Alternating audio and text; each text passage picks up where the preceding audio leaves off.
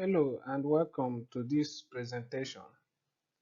This is a presentation of a research work entitled Performance Evaluation of a 4-cylinder 4-stroke 112 kilowatt compression ignition engine done by Onyishi HO, Asogwa I, and Akpan PU.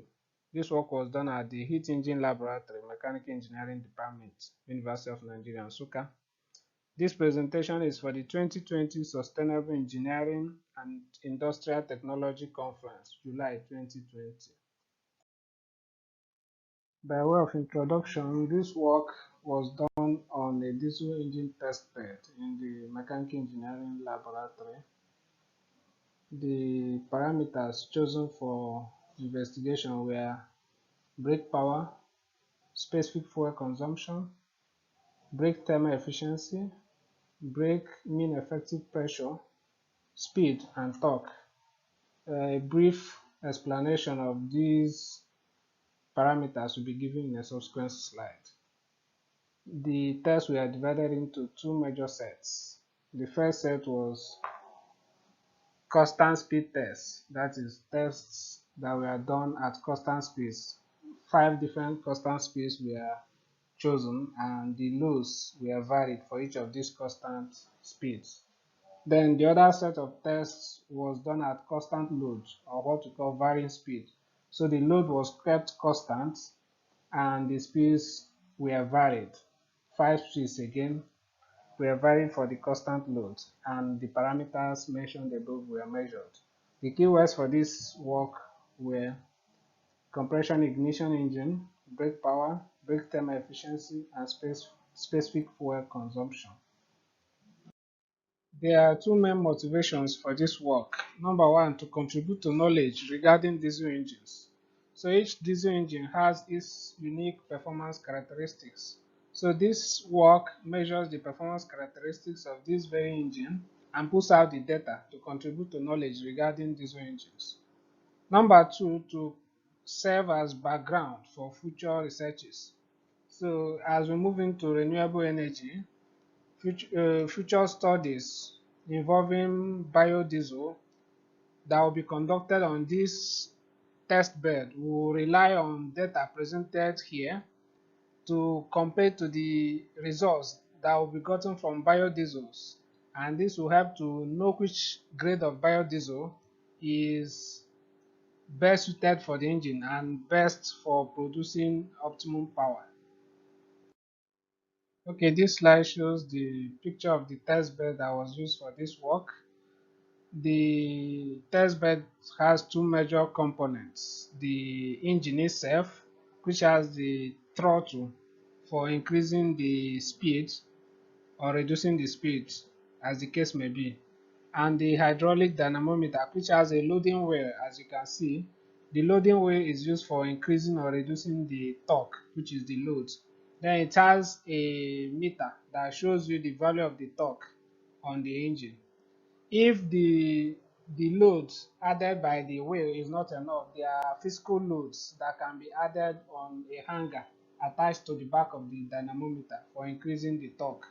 Then at the end of the dynamometer, I have the shaft which connects it to the engine. So the shaft overshoots the dynamometer a bit so that the tachometer for measuring the speed can be attached and the speed can be read off. You can also see the fuel gauge, which measures the amount of fuel going into the engine, and a stopwatch is used to check the time during which a certain amount of fuel goes into the engine. This slide gives more details about the tests that were carried out. As I said before, there were two sets of tests: the constant speed test and the constant load tests. So for the constant speeds, we had 5 stops, so 5 constant speeds.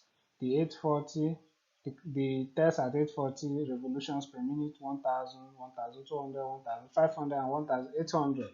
And for each of these speeds, the loads were varied. Then the second set of tests was the test at constant load, a random constant load of 88 Newton meter. So the load for this engine, the load was measured in torque values, Newton meter. So the random load used was 88 Newton meter, and the speeds were varied by increments of 50 revolutions per minute between 1100 and 1300 revolutions per minute, giving us 5 data points. Still on methodology, this slide shows the schematic of the test bed. The test bed, as I said before, is made up of the engine itself and the hydraulic dynamometer. Both of them are connected by means of the shaft, and the shaft extends beyond the dynamometer so that a tachometer can be attached and the speed can be read off. The throttle for changing the speed is on the body of the engine, and the wheel for changing the load is on the body of the hydraulic dynamometer. The fuel gauge is used for measuring the fuel flow rate or the fuel consumption. So this is done by using a stopwatch to measure the time during which a specific volume of fuel has gone into the engine. The fuel gauge is calibrated in specific volume, so it is easy to know when a specific volume has gone into the engine.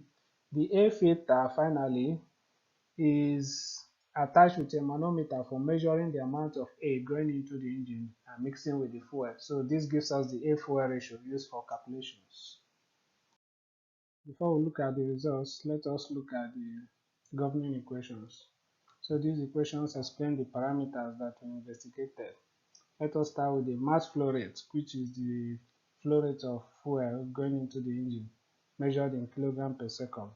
It is given by the density of the fuel multiplied by the volume flow rate of the fuel. Next, we look at the brake power, which is defined as the power available at the crankshaft. It is given as the torque multiplied by the angular velocity. So we use conversion factor to bring this in kilowatts, to measure this in kilowatts, which is the unit we used in the measurements. Then we'll talk about the brake thermal efficiency, which is measured as the brake power, which is the output power, divided by the thermal power input. The thermal power input is given as the heat of combustion, given as delta H in this equation, multiplied by the mass flow rate. So that will give us the thermal power input. Next, we'll talk about the specific fuel consumption, which is given as the fuel used in kilogram per hour. So we convert the mass flow rate from kilogram per second to kilogram per hour using the conversion factor. And we divide it by the brake power so that the unit of the specific fuel consumption is in kilogram per kilowatt hour. So the specific fuel consumption is telling us about how much fuel in kilograms is used to deliver a kilowatt hour of energy from the engine. Finally, we'll talk about the brake mean effective pressure, which is that pressure when imposed on the cylinders would produce the same power as the brake power measured. So that's why we use brake power over swept volume to calculate it. So when we input the constants from this engine's handbook, the stroke, the cross-sectional area gotten from the diameter of each piston, and the number of pistons is, of course, is 4. So we input all these constants and we get this value 675.82 multiplied by brake power over the rotational speed. So in essence, we're able to just use the brake power and the rotational speed to get the brake mean effective pressure.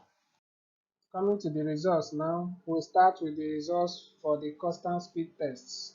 So we have two graphs here, the graph of brake power versus mass flow rate and the graph of brake thermal efficiency versus brake mean effective pressure. So before we look at these variations, let us see how the value of the constant speed varies with the brake power and with the mass flow rate.